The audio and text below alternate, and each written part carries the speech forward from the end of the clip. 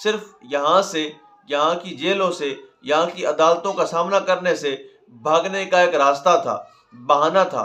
अब उसमें सहूलतकार कौन बना, इट्स अ डिफरेंट टॉपिक।